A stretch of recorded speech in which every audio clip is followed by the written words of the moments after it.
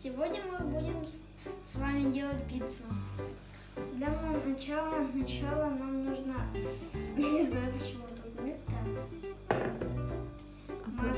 масло, горячая вода, теплая вода, мука, соль и дрожжи.